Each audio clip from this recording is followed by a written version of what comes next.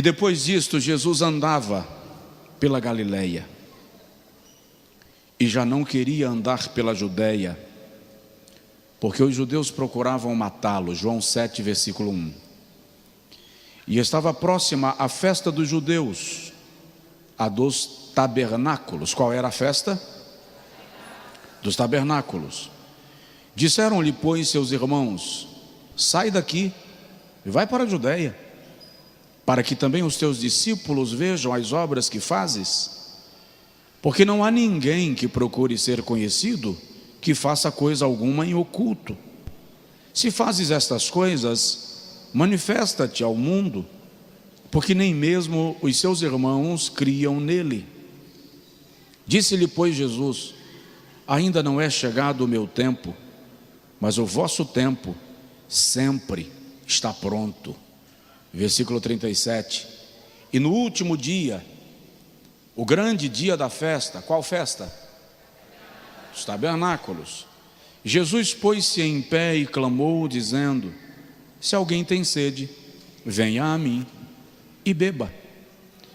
Quem crê em mim, como diz a Escritura, rios de água viva correrão do seu ventre. Diga amém. Agora diga comigo: Senhor, fala com a gente. Amém. Podem sentar, amados. Queridos, há alguns meses atrás, eu acho até que foi ano passado, o tempo passa de maneira tão solene que a gente perde a noção de distância no tempo. Mas durante alguns domingos eu preguei aqui sobre as festas judaicas. Festa da Páscoa, festa das primícias, festa dos pães ázimos, festa de Pentecostes, festas das trombetas e a festa da expiação. Todo mundo está me ouvindo bem? Lá atrás está me ouvindo bem? Lá atrás está me ouvindo bem? Ok, obrigado. E a festa da expiação. A última festa, a festa dos tabernáculos, eu não falei. E esses dias alguém entrou em contato aqui com o pastor Emerson e disse: pede para o pastor colocar a mensagem dos tabernáculos, eu estou fazendo um estudo sobre elas e não encontrei, na verdade eu não tinha pregado. E essa semana eu comecei a orar e pedir ao Senhor uma palavra para hoje à noite. É estranho e glorioso. É estranho porque eu tenho anotados centenas de esboços que nunca preguei. E poderia pregar hoje à noite sem queimar mais neurônios. E digamos que eu dinamizaria o tempo e aproveitaria o tempo para descansar um pouco o que precisa. Mas é glorioso porque a fonte é tão inesgotável que, apesar de você ter lá uma série, o Senhor traz ao coração aquilo que Ele deseja ministrar naquele dia, naquela hora e da forma que Ele quer. E hoje à tarde o Senhor me trouxe ao coração esta palavra e eu me assentei para estudar um pouco e anotar algumas observações que eu quero compartilhar com os irmãos sobre a festa dos tabernáculos, registrada nesse texto de João capítulo 7, porque esse é o dia que Jesus é censurado pelos seus irmãos, e o texto diz que nem os seus irmãos criam nele. A festa dos tabernáculos está acontecendo em Jerusalém e Jesus está na Galileia, ele não foi. A festa durava uma semana, 7 dias. E no versículo de número 6 a gente lê quando Jesus diz: eu não vou ainda porque não é chegado o meu tempo. O tempo de vocês é qualquer hora, mas o meu tempo é determinado pelo Pai, tem tempo estabelecido. No último dia da festa Jesus sobe, Jesus vai lá. Por que Jesus diz: quem tem sede venha a mim e beba? Porque na festa dos tabernáculos o sacerdote saía com uma multidão numa procissão do templo para o tanque de Siloé com um jarro de ouro. E quando chegava no tanque de Siloé, o sacerdote colocava o jarro dentro do tanque e trazia ele cheio de água. E a procissão agora voltava pelas ruas de Jerusalém com o sumo sacerdote transportando o jarro cheio de água, elevado, indicando refrigério, purificação, gozo, alegria.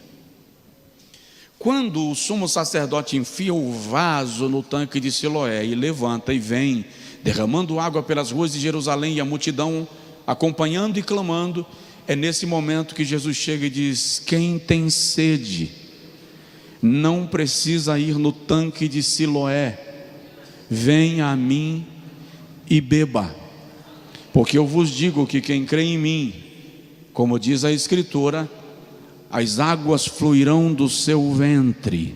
Esse refrigério que vocês buscam nos rituais vão fluir dentro de você pelo meu Espírito Santo, produzindo vida, produzindo refrigério dentro de vocês. É isso que Jesus está ensinando. Dá para dizer um glória a Deus? A festa dos tabernáculos tem um grande significado espiritual. Ela está entre as três, ou entre as festas ordenadas pelo próprio Deus a Israel. A festa dos tabernáculos fechava o ciclo das 7 festas anuais. Era comemorada no mês de Tisri, ou Tisrei, que era o primeiro mês civil do calendário judaico, 2 semanas após a comemoração do Rosh Hashanah, que era a festa do Ano Novo, a festa que dava início ao novo ano. Normalmente no calendário judaico a festa dos tabernáculos cai no mês de setembro ou no mês de outubro. Este ano, salvo engano, está no finalzinho do mês de setembro. Israel continua comemorando e celebrando. Ela também é chamada de festa da colheita, porque era uma festa agrícola. Na verdade, a festa dos tabernáculos tem 3 aspectos. Tem o aspecto histórico, tem o aspecto agrícola e tem o aspecto profético. No seu aspecto histórico, a festa dos tabernáculos faz com que os filhos de Israel lembrem que durante 40 anos eles permaneceram no deserto, sem ter casa para morar, sem ter cama para dormir, e o Senhor cuidou deles cada dia e cada noite. Durante o dia o Senhor enviava uma nuvem que lhes dava sombra e refrigério. Durante a noite o Senhor mandava uma tocha de fogo que lhes aquecia, iluminava o caminho e afugentava os animais peçonhentos do deserto para não feri-los. A festa dos tabernáculos, portanto, é uma provocação de Deus para que anualmente o povo de Israel lembre deste tempo que o Senhor lhes guardou no deserto. Tem o seu aspecto agrícola, porque a colheita começa lá na festa das primícias, a colheita de uvas, de passas, de tâmaras. A colheita do trigo se dá no início da festa de Pentecostes, e a festa dos tabernáculos fecha a temporada da colheita em Israel. Portanto, é uma festa de gratidão, é uma festa de celebração. Na festa da expiação, Yom Kippur, é proibido se alegrar. Esta é uma festa de arrependimento, uma festa de confissão.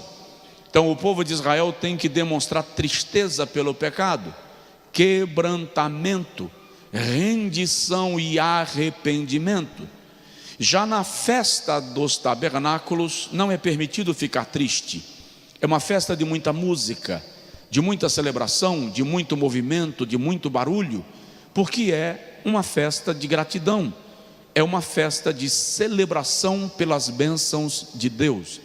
Aliás, isto nos ensina que na vida cristã existem momentos que você fica triste, mas a alegria vem. Provoca seu vizinho e diz para ele: a alegria vem. Aleluia. No original hebraico a palavra é Sukkot, que literalmente aponta para cabana. Eram cabanas feitas de ramos. E repito, durante 7 dias eles habitavam em cabanas. As 3 festas principais, você vai observar isso, existem 7 festas, mas 3 são principais. Havia 3 encontros obrigatórios de todo judeu em Israel. Elas eram chamadas de festa dos peregrinos, porque nestes períodos, nestas datas, todo judeu precisava ir a Jerusalém para adorar a Deus em Jerusalém, diante do templo, na cidade santa. E o povo trazia as suas colheitas e apresentavam no altar, e davam parte das suas colheitas aos sacerdotes e às suas famílias, reconhecendo que eram abençoados a partir da ministração que os sacerdotes faziam da palavra, pela intercessão, pelo ensino, para que eles fossem enriquecidos como resultado da bênção de Deus. Mas é importante lembrar que a festa dos tabernáculos também tem o seu aspecto profético. Ela aponta para um futuro no qual todos os salvos e santos estarão reunidos e agregados e congregados com o Senhor e no Senhor, para agradecer pelo tempo da peregrinação e por terem chegado na cidade santa para agradecer.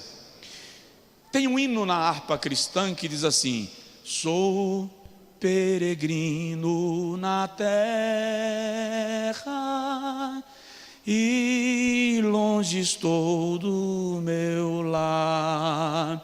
Ou seja, nós somos peregrinos. A nossa pátria está nos céus.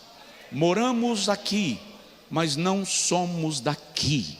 A nossa esperança é o dia que estaremos para sempre com o Senhor na sua glória. Só quem tem essa esperança glorifica. Vamos entender, rapidinho, vamos entender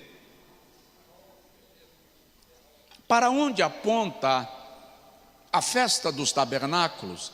E nisto você vai relembrar todas as festas anteriores que nós já falamos, para o irmão entender o sentido de cada uma e compreender. Aliás, isso me ensina, você não pode estudar a Bíblia analisando versículos sozinhos, isolados. Se você quer compreender um assunto bíblico, busque compreender todo o seu panorama, todo o seu contexto. Então, para entendermos a festa dos tabernáculos, nós vamos dar uma passeada na Páscoa, vamos caminhar em torno do calendário e chegarmos ao ponto que você vai compreender que nós estamos às portas da vinda do Senhor Jesus.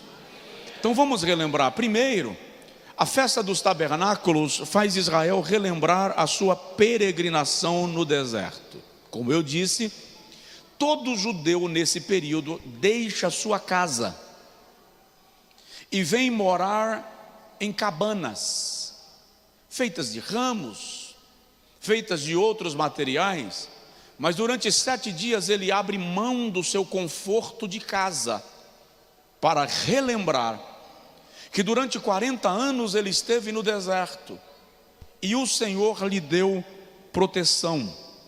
O propósito de Deus aqui é manter vivo na memória dos hebreus a sua provisão no deserto, o seu cuidado com o seu povo no deserto. Deuteronômio capítulo 8 mostra para nós que durante 40 anos as suas roupas não se rasgaram, os seus sapatos não envelheceram. Isso é muito extraordinário, porque não é só o fato de não envelhecer, é o fato de que em 40 anos o cara cresce e o sapato acompanhava o processo. Aquilo foi um sinal claro da provisão divina. Nesses 40 anos, o Senhor mandou codornizes no arraial. Nestes 40 anos, o Senhor mandou manru, maná, comida diferente. E a Bíblia diz que o maná só parou de cair depois que eles plantaram a lavoura e colheram o primeiro fruto. No outro dia, o maná não caiu mais. Está lá em Josué, capítulo de número 5. Então a festa dos tabernáculos é para lembrar esse cuidado, é para lembrar esta provisão, de que enquanto você é peregrino, Deus continua cuidando de você. De que modo, pastor Josué, isto se aplica a nós como igreja?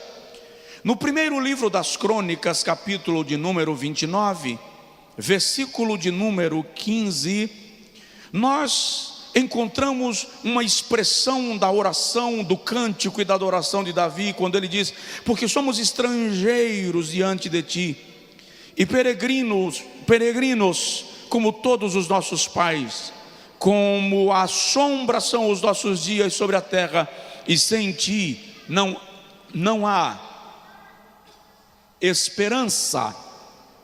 O que nós precisamos entender é que a nossa vida aqui na terra é transitória. A presença da igreja aqui na terra é transitória. Nós somos peregrinos. Cantares de Salomão é um livro poético que expressa o amor de Salomão com uma mulher de quem a Bíblia não revela o nome, mas é chamada de a Sunamita. Representa o amor de Cristo com a igreja, traduz, figura o amor de Cristo com a igreja. Em Cantares de Salomão, capítulo de número 1, versículo de número 3, a Sunamita, a mulher amada de Salomão, diz assim: eu sou morena, queimada do sol. Versículo 5, mas sou formosa. Eu sou morena, queimada do sol, mas sou formosa. Não ignoreis o fato de eu ser queimada pelo sol, porque o sol queimou-me a pele. Essa expressão revela o trânsito da igreja na terra. Ser queimada pelo sol fala das tribulações pelas quais a igreja passa, das batalhas. Enquanto transitamos no mundo, sofremos ataques, pressões, abordagens do nosso adversário, provações e privações. Mas olha que coisa linda: eu sou morena queimada do sol, mas sou bela. O que ela está dizendo é: a igreja do Senhor, ainda que perseguida, atribulada, provada, muitas vezes atacada, não perde a sua beleza, porque ela é a igreja do Senhor Jesus. Capítulo 3 de Cantares de Salomão, versículo 1 ao versículo 3, ela diz assim: de noite em minha cama busquei aquele a quem ama a minha alma, busquei-o e não o achei. Levantei-me, pois, e rodearei a cidade pelas ruas, e pelas praças buscarei aquele a quem a minha alma ama. Busquei-o e não o achei. Volta a falar de uma igreja que peregrina, de uma igreja que milita, de uma igreja que transita pela terra em tempos sombrios, em tempos obscuros. Capítulo de número 5 de Cantares, ela diz assim: eu dormia, mas o meu coração velava. Eis a voz do meu amado que bate à porta e diz: abre-me, pomba minha, minha irmã, amada minha. Já tirei a minha túnica, não tornarei a vestir. Isso é o noivo falando. Já descalcei os meus pés, não tornarei a calçá-los. E os meus cabelos estão molhados pelo orvalho da noite. E ela diz: e o meu amado colocou a mão e forçou a maçaneta da porta, e o meu coração estremeceu de amor por ele. E ela diz: levantei-me para abrir a porta ao meu amado, mas ele já não estava lá. E eu saí em busca do meu amado, e os guardas da noite me encontraram e me espancaram. Outra vez está falando da noiva, transitando no mundo escurecido pelo pecado, escurecido pelo afastamento de Deus, sendo perseguida. Há um claro levante de hostes malignas contra a igreja neste tempo. Há uma clara orquestração das trevas contra a igreja neste tempo. Por quê? Porque ela é peregrina. Assim como Israel caminhou no deserto 40 anos, a igreja transita na terra até o dia de encontrar o noivo. Cantares 8:14, quando ela encontra o seu amado, ela diz: vem depressa, amado meu. A festa dos tabernáculos é para lembrar que nós somos peregrinos na terra.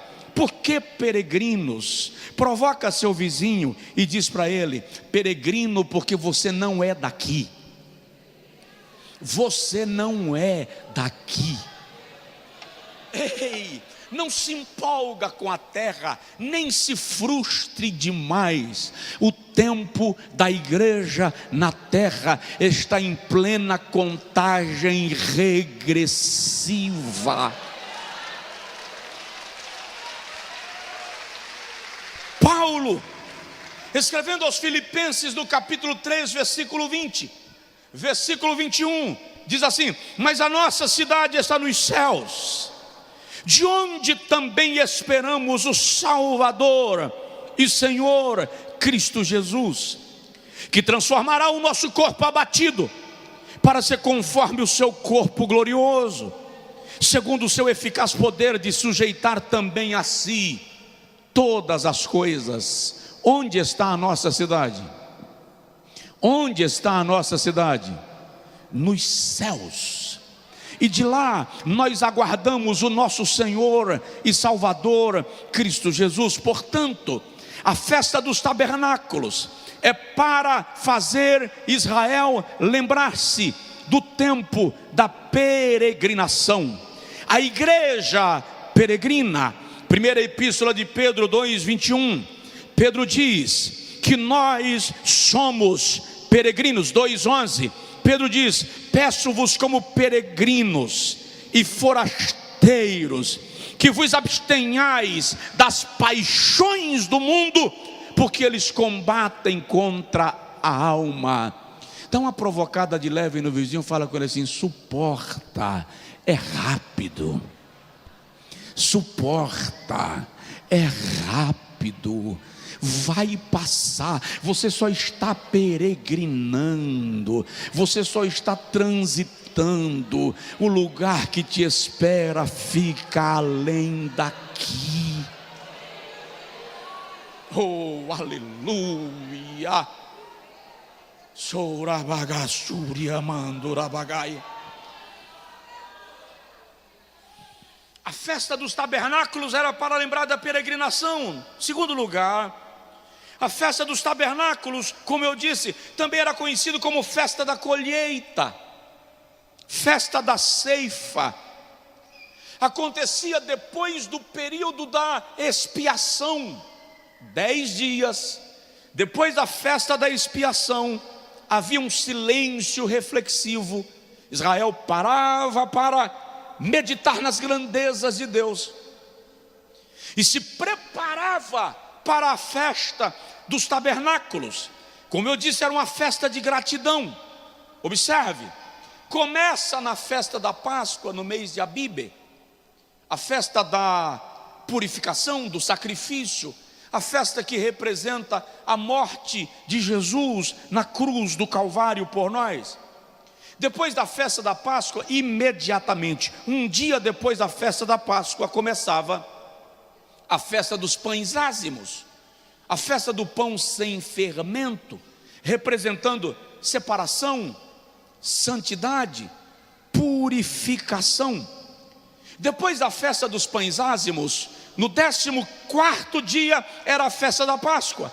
No Quinto dia, a festa dos pães ázimos começava e durava uma semana.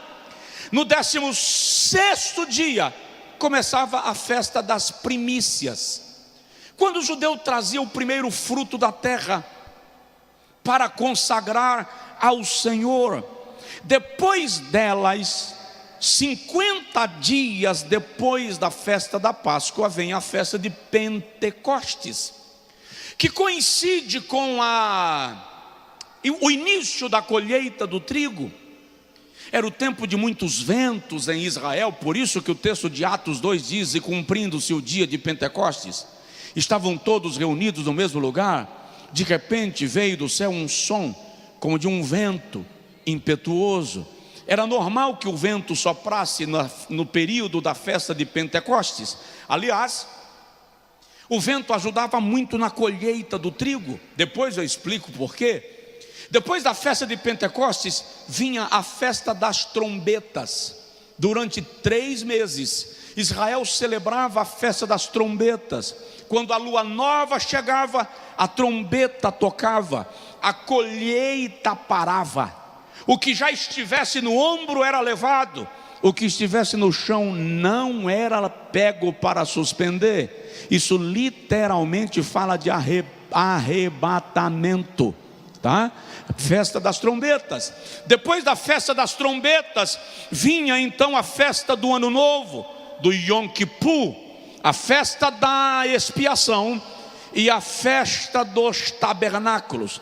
Por que eu estou dizendo isso? Para você entender que não há festa de pães ázimos sem Páscoa, não há festa das primícias sem a festa dos pães ázimos, não há festa de Pentecostes sem festa das primícias, não há festa das trombetas sem Pentecostes, não há ano novo sem trombeta, não há expiação se não houver o ano novo, e não há tabernáculo se o ano novo não chegar, se não houver um novo tempo, uma nova época, um novo momento. O que eu estou dizendo? Não há salvação sem Jesus, não há céu sem salvação, não há salvação sem perdão, não há perdão sem arrependimento, não há arrependimento sem conhecimento do sacrifício, não há conhecimento do sacrifício sem alguém que anuncie esse sacrifício de Jesus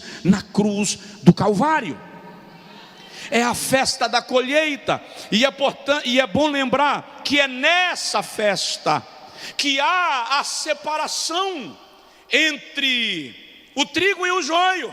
Lembra de Mateus 13, quando Jesus diz que um senhor plantou o trigo na sua lavoura, veio o inimigo e semeou o joio, e os empregados chegaram para ele e disseram: Senhor, queres que nós arranquemos o joio para que não cresça com o trigo? E ele diz assim: não, deixa crescer junto. Diga comigo: trigo e joio crescem juntos.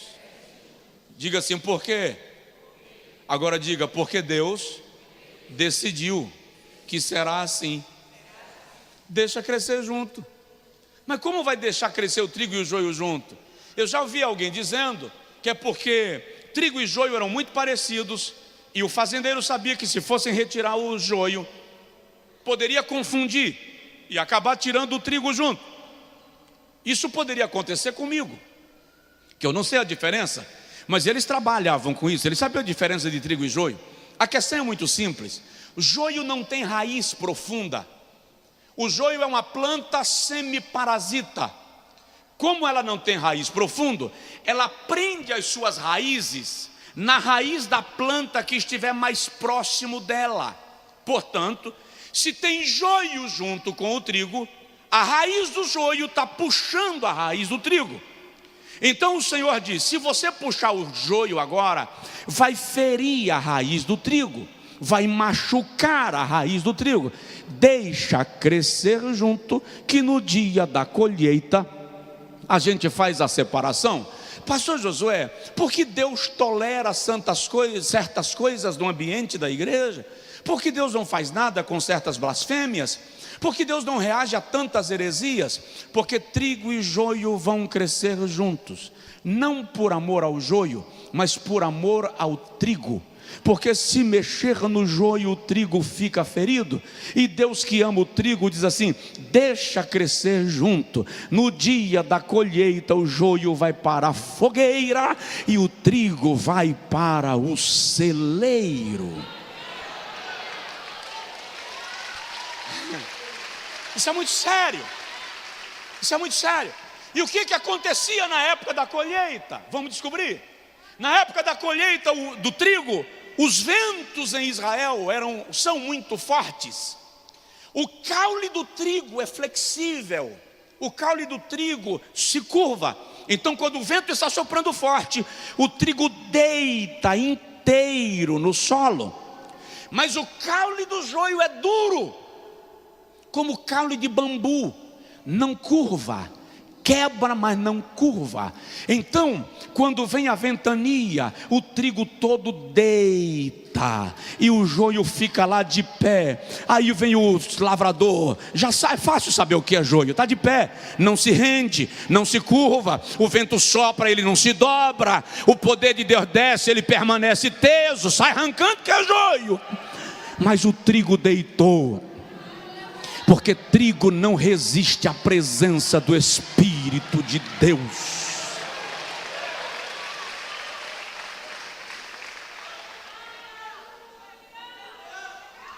Os feixes são separados. Ei, pode até estar misturado, mas o dono da lavoura sabe quem é quem.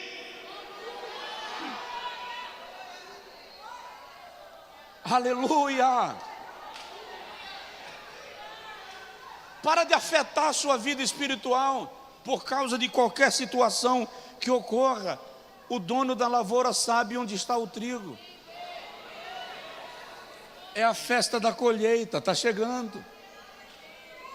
Eu vou repetir que você não entendeu.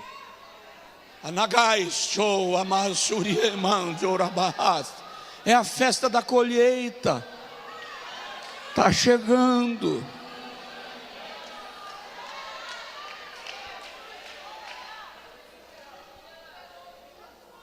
Terceiro, e não demoro, a festa dos tabernáculos é a festa do encontro com Deus.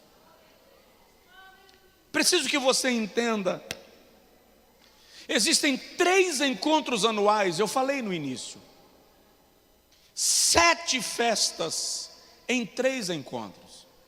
Quais são os encontros? Páscoa, Pentecostes e tabernáculos. Na festa da Páscoa se comemora junto a Páscoa, os pães ázimos e a festa das primícias. Na festa de Pentecostes se comemora junto a festa de Pentecostes e das trombetas. Na festa dos tabernáculos, num só agrupamento, se celebra Yom Kippur, Rosh Hashanah e Sukkot, festa da expiação, do Ano Novo e dos tabernáculos. São 3 encontros. É muito importante lembrar que a festa da Páscoa fala da nossa redenção. Falei disso aqui, está lá gravado. Fala da nossa redenção. A festa dos pães ázimos fala da santificação, da separação, exclusividade para Deus. A festa das primícias fala do próprio Cristo como aquele que ressurgiu, a primícia dentre os mortos. Ele é o primeiro dentre todos. A festa de Pentecostes fala de início de colheita. É a festa onde o Espírito Santo inaugura a igreja. É a festa na qual o Espírito Santo desce sobre os salvos. A festa das trombetas aponta para o arrebatamento, aponta para o chamamento dos salvos à glória. A festa do Ano Novo fala de um novo tempo de Deus com a nação de Israel. A festa da expiação fala de um tempo em que o Senhor chamará Israel para ser purificado. Malaquias 3 diz que o Senhor se assentará e purificará o povo de Israel como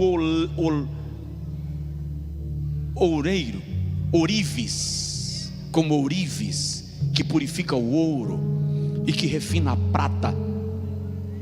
E a festa dos tabernáculos, que aponta para o momento do encontro com o Senhor, fechou o ciclo.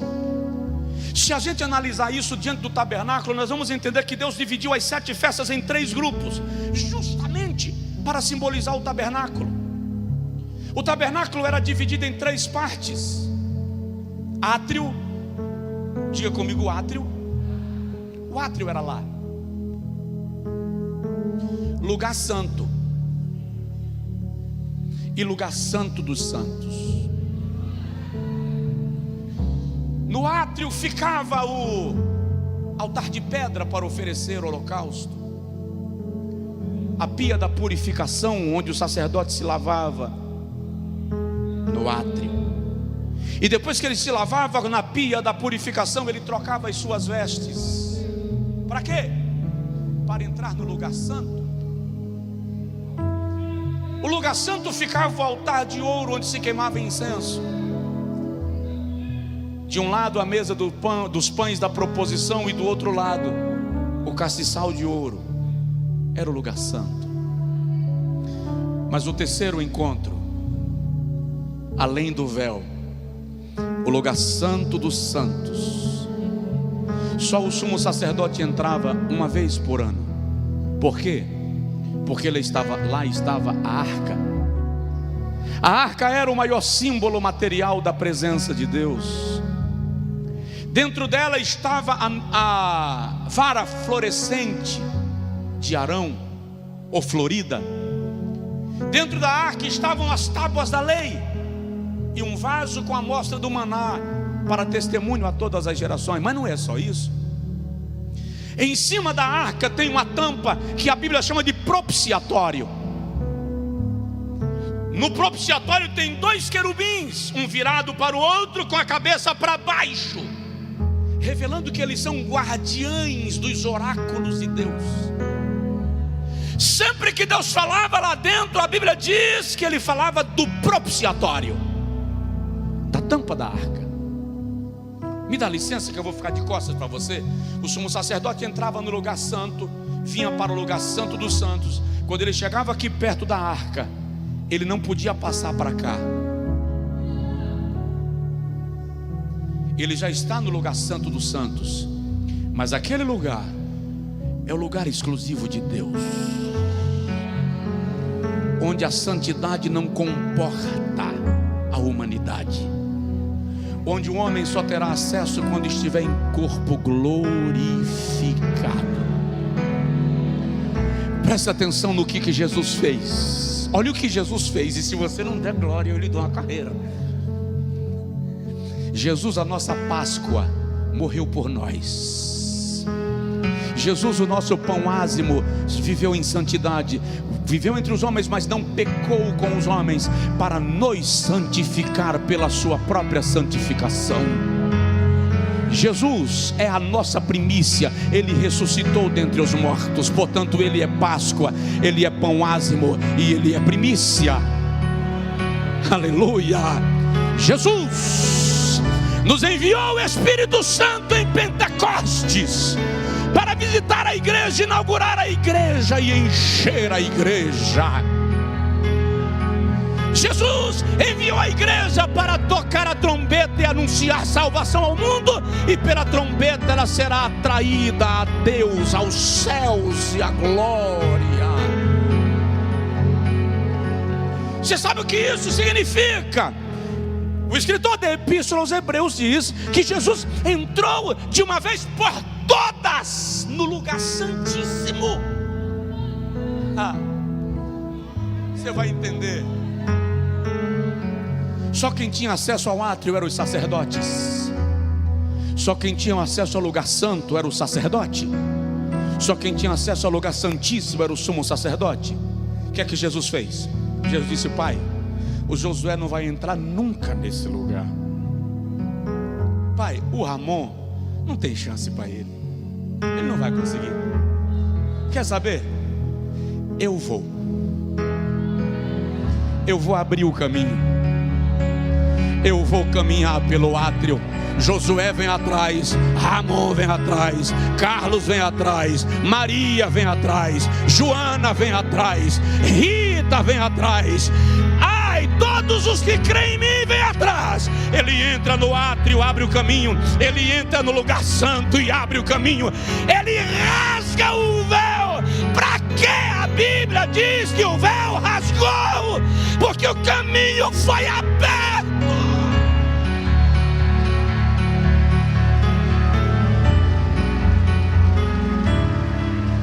Ele rasga o véu.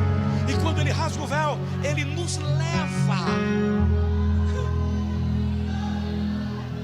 Shui carabadabasunai, anturobagai ofalabagá. Recebe alegria no Espírito Santo.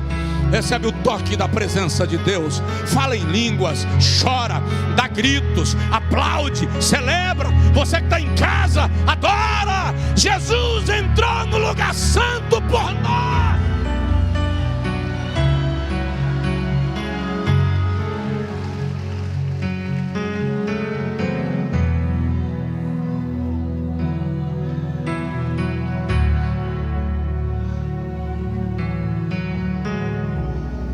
A sensação que eu tenho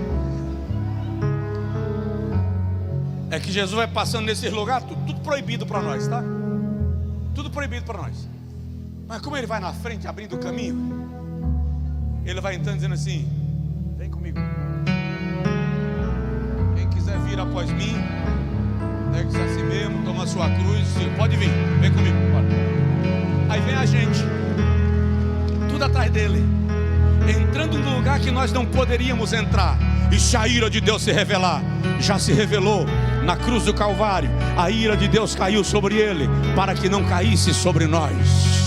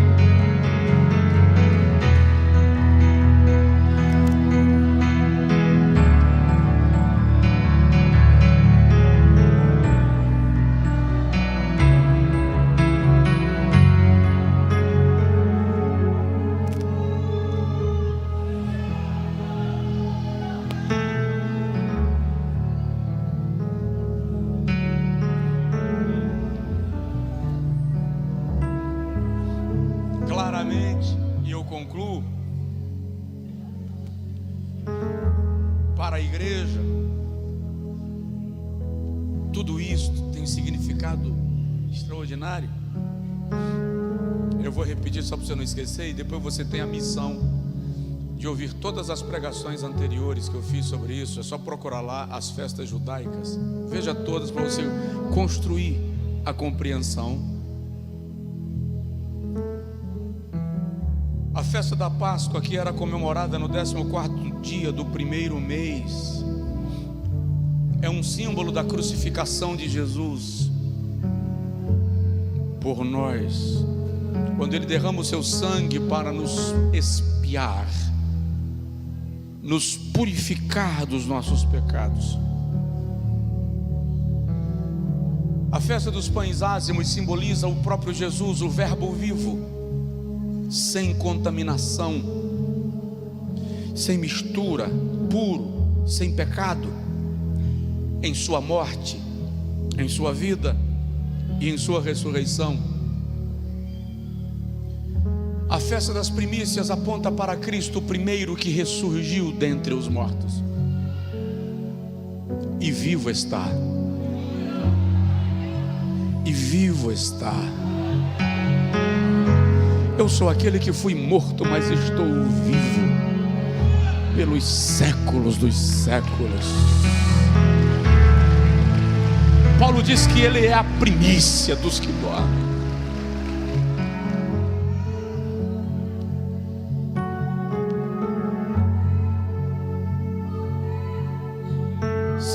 Dias depois da Páscoa, vem Pentecostes.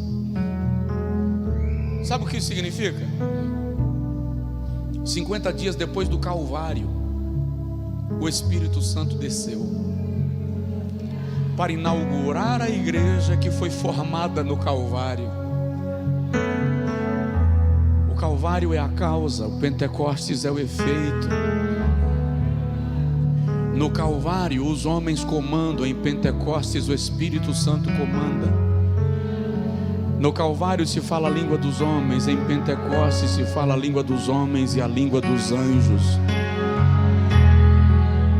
Em Calvário se derramou o sangue do Cordeiro, em Pentecostes se derramou o Espírito da santidade de Deus. O Calvário é único, Pentecostes é repetitivo. O Calvário é para que todos creiam, Pentecostes é para os que creram. O Espírito Santo inaugurou a igreja. Se nós seguirmos a ordem cronológica, a festa das trombetas é a festa do arrebatamento. A festa do Ano Novo, Yom Kippur, é a festa que estabelece um novo tempo para Israel. Agora a igreja subiu e Deus volta a tratar com Israel. É a chamada 70ª semana de Daniel. Nós vamos estudar sobre isso breve. A festa da expiação é uma chamada de Deus para purificar Israel. E a festa dos tabernáculos é quando todos os salvos de todas as épocas, igreja e judeus, com o Senhor reinarão sobre todas as nações da terra, e eu e você reinaremos com Ele. É por isso que a Bíblia diz que nós somos reis e sacerdotes. Reis e sacerdotes. Dá uma olhada na pessoa do seu lado e fala com ele assim: te vejo no milênio, tá? Te vejo no milênio, tá? Aleluia. Estaremos nas bodas do Cordeiro, tá? Estaremos nas bodas do Cordeiro. Aleluia. Diga comigo: não sei quem eu serei lá, não sei nem o meu novo nome, mas eu sei que eu estarei lá.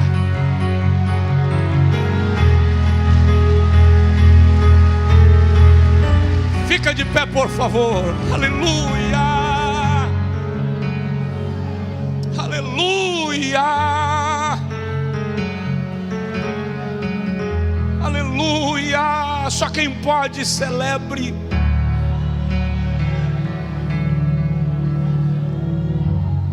Adore a Deus. Não sei que tribulação você está passando, mas lembra, você é peregrino. Não é permanente isso que você está vivendo. Breve você vai se assentar com o Rei para celebrar a proteção, a provisão e o cuidado no período da tua peregrinação. Espírito de Deus, eu quero te pedir, paira uma nuvem sobre esse lugar. Faz o poder da palavra explodir na alma do teu povo como um vulcão que entra em erupção. Sobre aqueles que estão em casa acompanhando o culto, no trabalho, na cabine do caminhão, no táxi, no transporte de aplicativo, que esta glória venha sobre ele e ele seja renovado no lugar que está agora. Que as famílias reunidas na frente de um aparelho para acompanhar o culto sejam ministrados agora de maneira extraordinária e barreiras caiam por terra.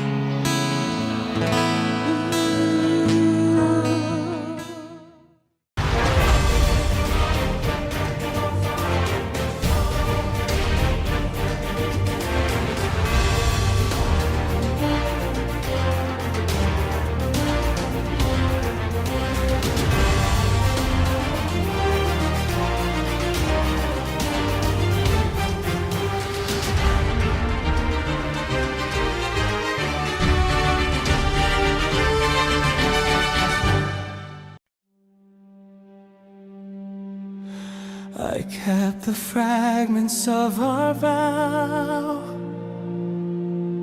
inside the quiet corners of my mind.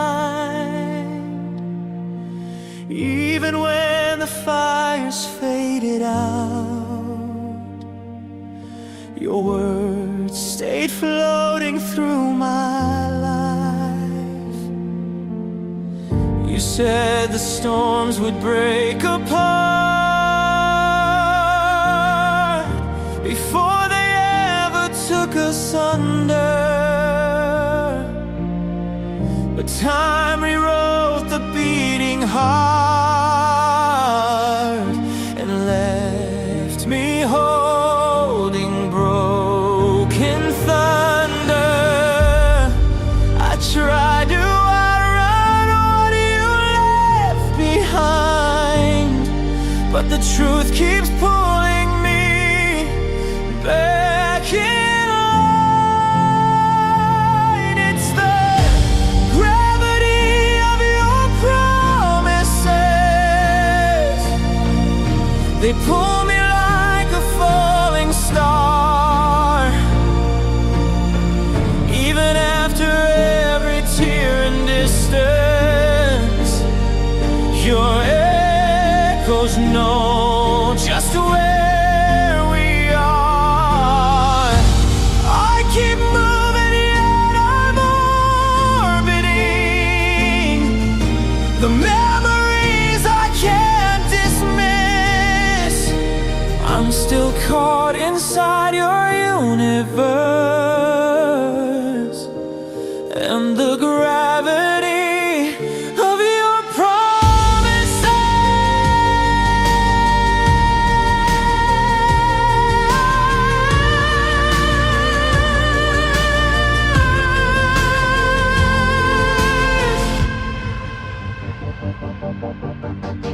I walk the ruins of our past, the places where our shadows used to dance. Your voice is buried in the cracks, a quiet ghost I never meant to chance. The aching sky begins to bend as constellations shift above me. I try to break the pole again, but love is not so simply free. I try to outrun what I felt that night, but the weight keeps turning me back to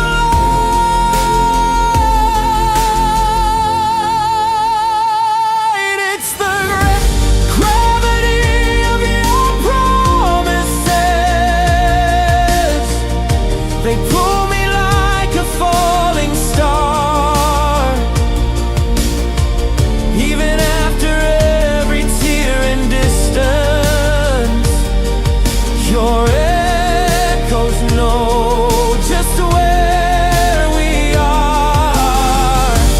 I keep moving yet I'm orbiting the memories I can't dismiss. I'm still caught inside your universe and the gravity of your promises.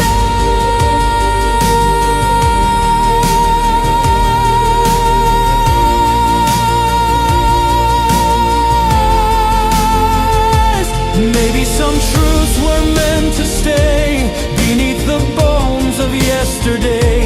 Maybe some love is built to last, even when everything has passed. If I could let go, I would try, but the pull is stronger than goodbye.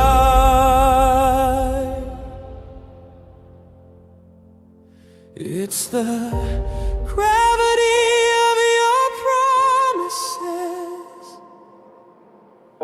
a force I never learned to fight. Even if the world collapses, your memory keeps me in its light. I keep moving, but I'm orbiting a truth I can't escape or twist. I'm still bound to all you left in me by the gravity of your promises.